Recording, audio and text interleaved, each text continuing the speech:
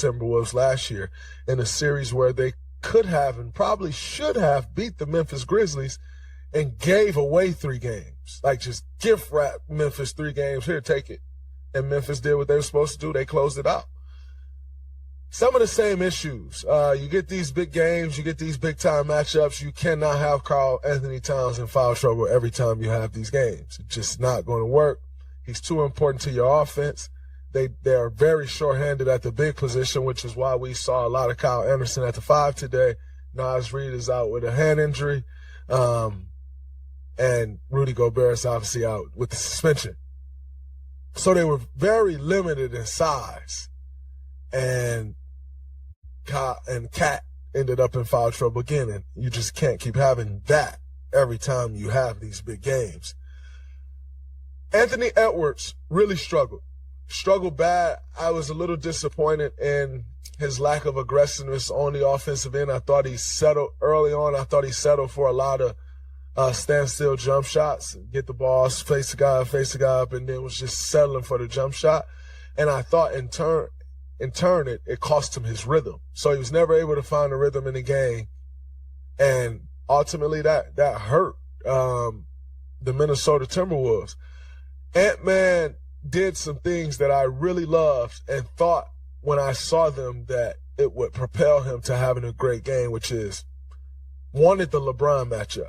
Was matching up with LeBron James, and he was taking that matchup, and he stood up to the challenge. I respect that. I can appreciate that. That's a young guy with that mentality. Don't look past that. One of the reasons Anthony Edwards will be very special in this league, that thing that he has right there. Yes, he had a very forgettable game that I'm sure he'd love to forget right now.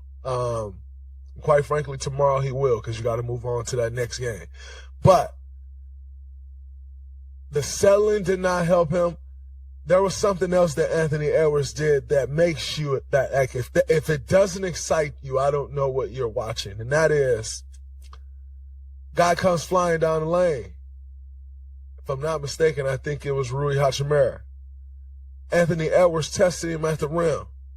Really didn't have a chance to block it, but he just went for it. And because he just went for it, guess what he did? He blocked the shot. That's your star player. Your all-star guard at the rim challenging a power forward. A power forward who's pretty bouncy, challenging him at the rim, blocks the shot. That's something you got to feed off of, and I think Minnesota did feed off of at that point in the game. But eventually they also needed Ant-Man to turn it up offensively, and they never got that side of things. But if I'm a Timberwolves fan, and I see some of those things that I saw from Anthony Edwards, I'm excited. I'm very excited, because just the fact that he'll compete like that, the fact that will make those winning plays, that's something to hang your hat on, and that's something to build on if you're a franchise. That's something to build on if you're a coach. Like, I know he got that thing. Now we need to teach him. I thought Ant-Man took some very young man shots in some of those threes that he was taking and settling for, which cost him his rhythm, like I said. So,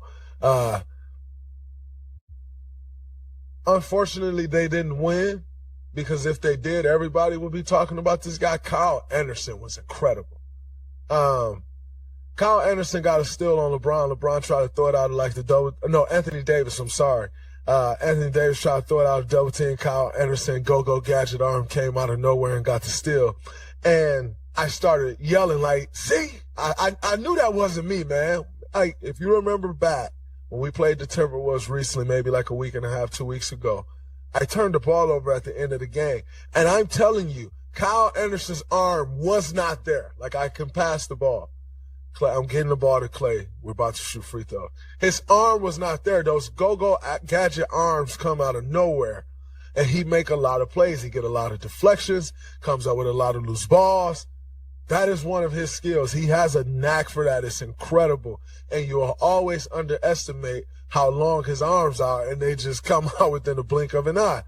And so, just here to tell y'all, yeah, we end up losing that game. And I know I turned the ball over, but it's Kyle Anderson. However, Kyle Anderson played an incredible game. He guarded AD as good as anyone. has guarded AD. He stepped up to the challenge and did that with all the foul trouble that Cat was facing. And quite frankly, when he was on AD, he was much more effective than Cat was when Cat was on AD. Offensively, he kept getting to the floater. One thing that I was upset to see them get away from was the Ant and Kyle Anderson pick and roll, because they just kept getting the drop off, and Kyle Anderson kept getting a little same push shot, and he was knocking it down. And that really had those guys rolling in the first half, and they went away. They never came back to that in the second half.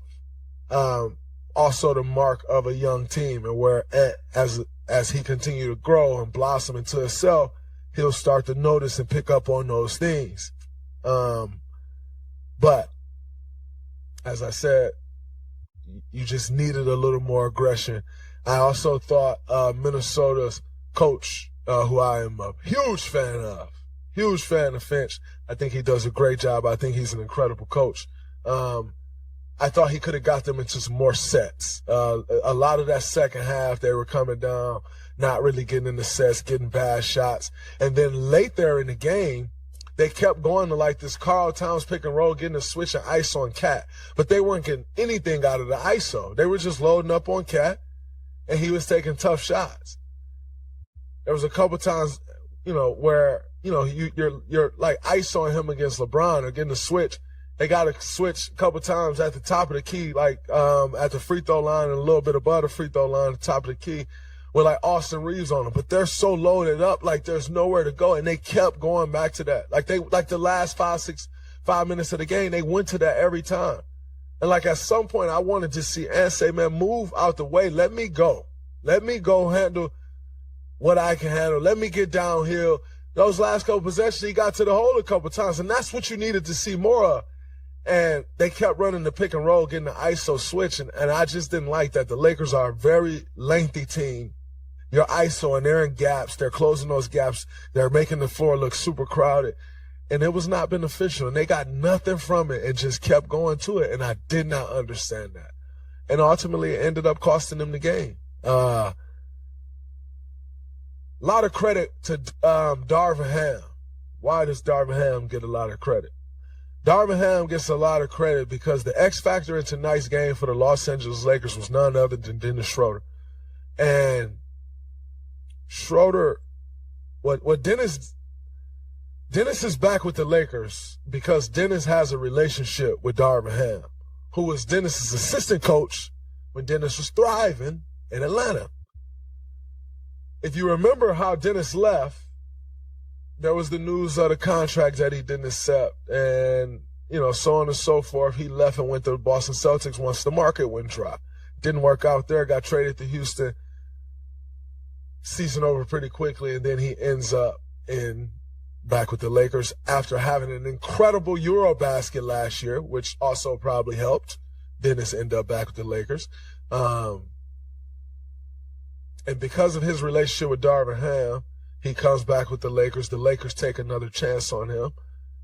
And not only was he the X factor tonight, but he's been quite an X factor for much, if not longer, than the second half of this season. He's been a real key guy for the Lakers. And tonight, he was huge. He was huge. He made every big shot. He made big buckets. He guarded extremely well. Like, you have to give a lot of credit to Dennis Schroeder and what he did. Yeah, LeBron was great. LeBron had 30, 11, and 6. AD made some huge plays down the stretch, defensively and offensively. But Dennis Schroeder, it was the reason that the Lakers was able to pull that game out. So I give a lot of credit to Schroeder. I give a lot of credit to D-Ham for seeing and knowing and understanding and trusting your gut and knowing that this guy will eventually be able to help our team. On a night where D'Angelo Russell struggled, 1 for 9 from the field. Austin Reeves was okay. He was okay, but Dennis Schroeder got it done.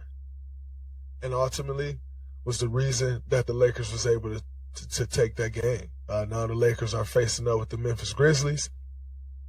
I think this is a tough matchup for Memphis. Number one, the Lakers have been a very hot team, and number two, they match up well with Memphis. LeBron,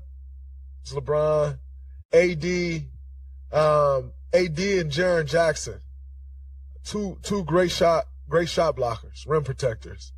Jaren Jackson will be able to pull AD from the rim. AD doesn't really like to guard a three-point shooter, so I think something to watch there is Jaren Jackson